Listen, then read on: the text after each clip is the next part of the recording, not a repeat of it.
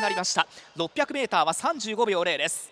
先頭16番日本ピロリーチ逃げています。リードを体半分。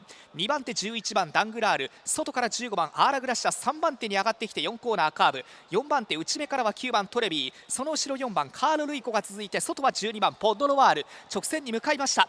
逃げる16番の日本ピロリーチ、差がなくなって残り400、これを11番ダングラールがかわしに行く。並んでいった外15番のアーラグラシアです。この間を狙うか9番のトレビー、外からこの間に12番ポットロワールが一気に差し足を伸ばしてくる。その後ろから追い込んでくるのは雪のエミリオに6番サンターリタ200を切りました。今度は追い比べ12番ポッドロワールが抜け出して、外からは接近してくる6番のサンターリタ、後方からは3番シャルパンティエも追い込んでくるが、2番手広がった。先頭12番ポッドロワール、ポッドロワールゴールイン。2番手最後内から9番トレビー上がったか。外は6番のサンターリタ。この2頭